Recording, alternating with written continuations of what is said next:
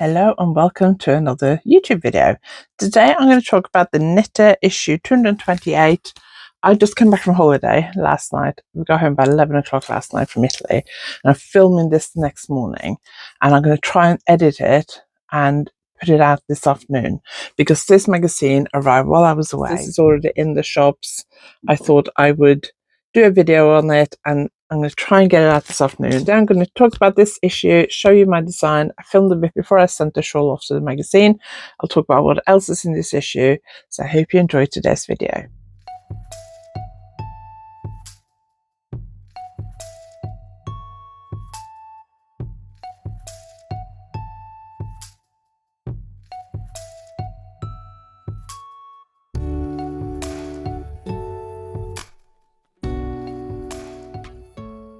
If you're new here, my name is Anniken. I design knitting patterns. I teach knitting workshops online and in person, and I sell yarn through our website, YarnAddict.co.uk. If you like this video, please give it a thumbs up, and if you haven't subscribed yet, please consider subscribing. And do make sure you sign up to my newsletter and follow me on social media. All those links can be found below. If you sign up to my newsletter, you'll be among the first to know when I'm doing special offers, discounts, new pattern releases, all that kind of stuff. So make sure you do that, please. And if you haven't subscribed to my YouTube channel, I really appreciate if you do. Like the video, comment, all that kind of stuff. It just helps my video get seen by more people. So thank you very much if you're already a subscriber. So this issue came out while I was away in Italy. We came home very late last night, so if I look a bit like I'm half asleep, that's because I am. We left for the airport in Naples before 6 o'clock yesterday morning. We planned to leave at 6, but we were ready before, so we left a bit earlier. We were in the airport by 7 o'clock. Our flight was due to leave at 10:45, which means boarding usually starts about 10. They started boarding, and then halfway through they stopped. This was at 10 in the morning, and we finally landed in Bristol at 6 o'clock last night. We took off from Naples about 4, just after 4, and we finally landed in Bristol at 6 o'clock last night. And then we had to collect a dog, meet our daughters to collect a dog, and then drive home. So we got home at 11 o'clock last night because there was a technical problem with our flight, and they had to send a new plane from London to collect us. So very long day yesterday. Had a line this morning, but I really want to try and get this video out today if I can.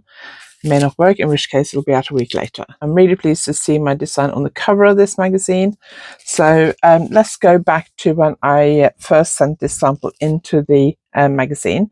I filmed a little video before I sent it off where I talk about this design, and I'll show you what it looks like in person. So let's look at that first, and I'll come back and tell you what else is in this magazine. So let's have a look at this shawl. Now, I am filming without my glasses because the ring light is just reflecting my glasses. It's filling up my whole glasses. So I've taken them off. Let's look at this shawl. So it is a crescent half circle shawl. It combines two different shaping methods. I have filmed a video of it blocking on the table, so I'll show you that because then you can see the shape a bit easier. When I blocked this shawl, I used wires to go around all these points. These wires are actually stiff ones, they're straight ones, but they will bend, and quite a few of mine are a bit bent anyway. And because there are, I think, 145 points, normally I'd put a pin in each one, but that was just so time consuming. So I put my wires in and I bent them. You can get thinner wires that bend easier, but I don't like those. So I used my nip blockers, that's what they're called, around the there, which is the wingspan, and then my straight blocking wires to block the edging.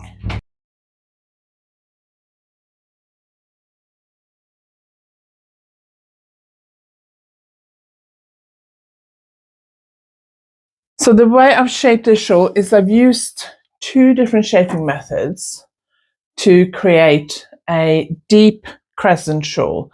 So I've used the what's known as the pi formula or half pi formula. The pi formula is normally used to create a circular shawl because this shawl also has increases around the edges.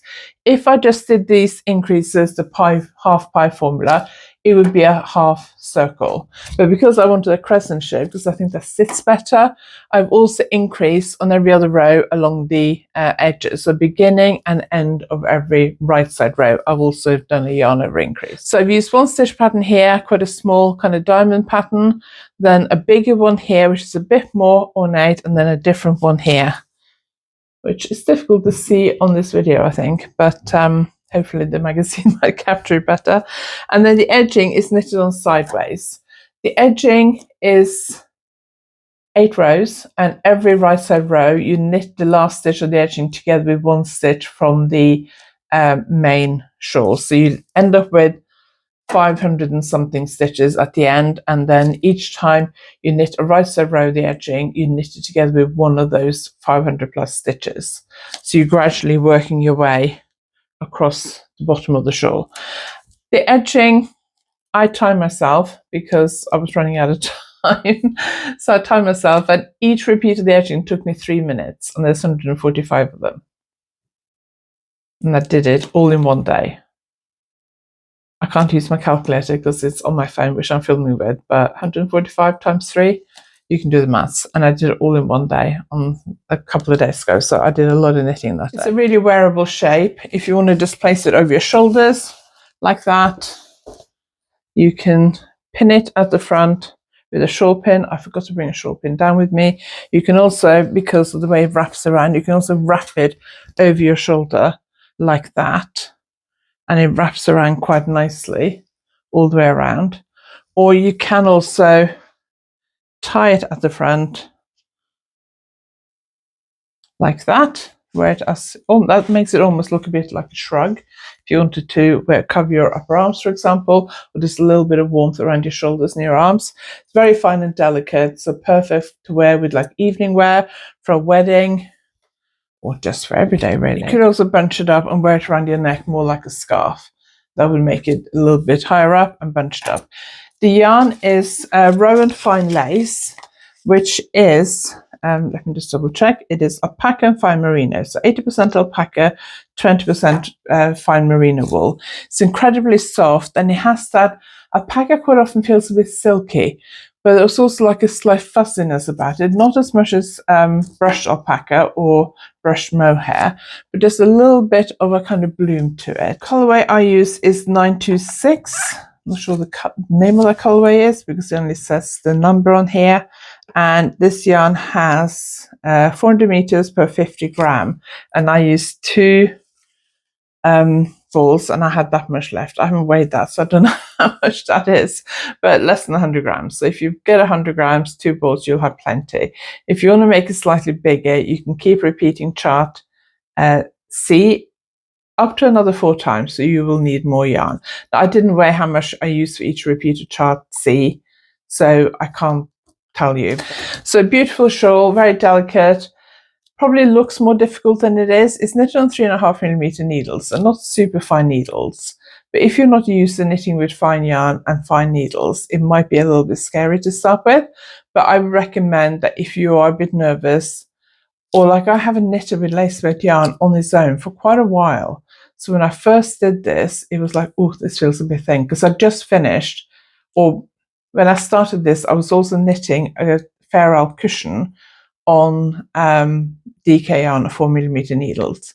So then switching to this, even though the needles weren't that much smaller, because the yarn's so fine, it felt a little bit, once I finished the cushion and I was just working on this, it was much better, because I then very quickly get used to the thinner yarn and the thinner needles. The yarn, even though it doesn't have silk in it, because the alpaca does have a slight kind of silky smoothness to it, it can sometimes feel a bit silky.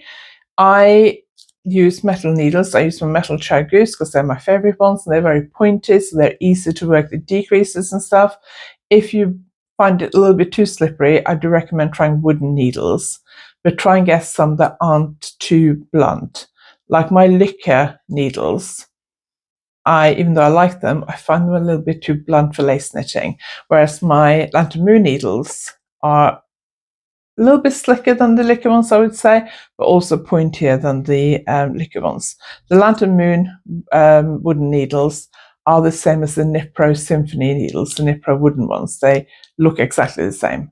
I have loads of needle reviews on my channel. If you want to go and check that out, there's a playlist on my YouTube channel, so you can go check that out. Anyway, this is the latest design for the Knitter magazine. Really pleased to see it on the cover. Let's have a look at the pictures of it first. So what I really like about the Knitter is that they put all the designs, pictures of all the designs here with the page number on. So it's really easy to find stuff. And because my first thing is usually to just look at my own design, obviously, it's really nice to be able to just see at a glance which page my design is on. So let's look at this one first. I like the fact that they quite often do big photos to take up the whole page. This one's a double spread photo showing you different ways you can wear this shawl, which is called Richenza, I think. I must admit, I have stopped naming my designs for magazines because I hate naming my designs. It's the most difficult part of the design process, so I've just stopped doing it now, and I let the magazine name them. Anyway, the knitter says, this exquisite shawl from Anniken and Allis has a curving shape which helps it to wrap around the shoulders beautifully.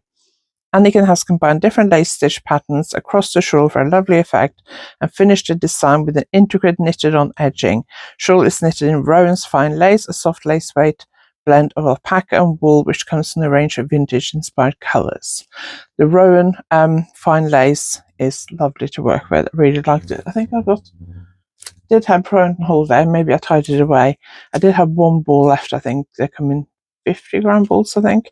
So it only takes 100 grams, so 800 meters. If you live somewhere else and you don't have access to Rowan fine lace, there are lots of options that kind of fits that requirement, especially among indie dyers. The shirt that this is modelled over is the Kai shirt in issue 148 of Simply Sewing magazine. So a bit of cross promotion there, which I like. So that's my design in this issue. So let's look at what else is in this issue. So the has all the designs here and the name of the designers plus what else is in this magazine. But I like the fact that it lists all the patterns separately, has a picture of all of them with the page numbers. If you're looking for something specific, you can find it quite easily. Then it has like all their other stuff as well. It has designed by Mary Henderson. I love her designs. They're always so beautiful and intricate. And then there is this design by Sarah Hatton. Lovely cables. And then there's a pull-out thing with an interview and a design by Lisa Richardson. This is mosaic knitting, and it's lavender trellis wrap. That is absolutely stunning and matches my nails. And then there is a feature on Lydia from the Game of Wool. She runs a hand-dyeing business with her sister as well. There's pictures of her and her sister, pictures from a Game of Wool, and an interview and a feature on her, and talking about her indie yarn brand. I haven't read this yet because obviously this arrived last night and I fell asleep very quickly last night. And I got up this morning, had breakfast, showered, and now I'm doing this. I haven't read it yet, but I'm looking forward to read that. It was actually in Lydia's video that she posted to promote this on her social media, where I saw the cover. I thought, is that my design on the cover? And it's 3 pages on Lydia. So I'm looking forward to read that. And then there's a beret, tam, whatever it's called. And there's some really pretty lace socks by Bruno Michele. And there's a lovely men's sweater by Pat Mancini. Don't know why I can't say her name. And there's a promotion on digital downloads. I'm sure that's one of my old designs. I'm sure I recognize that. And that's a digital downloads, 12 patterns for just $7.99. And how you can buy those. So you can go and check those out as well. So that is issue 228 of the Knitter magazine in the shops in the UK now. I can't remember when it came out. I think it might have been nearly 2 weeks ago, but I'm not 100% sure. I think it was in my diary. It's due to come out a couple of days after we left for Italy. When we left for Italy 2 weeks ago today, so it may have been in the shops for nearly 2 weeks in the UK. So if you fancy getting your hands on it, do go and check it out. The Knitter patterns are also available as digital downloads. I use an app called Zinio, Zinio, and they do the Knitter magazines on there because I've sometimes got it on there. And I also look at Simply Knitting on there quite often as well. So if you don't want a printed copy and you're happy with a digital copy, or you'd live somewhere where you can't buy this as a printed copy, then Zinio is quite a good. It's Zinio. Anyway, this is in the shops in the UK now, so do go and check it out. If you'd like this video, give it a thumbs up, and if you haven't subscribed yet, please consider subscribing. Thank you very much for watching. I'll be back on Thursday with a regular podcast episode. So I'll see you then. Thanks for watching.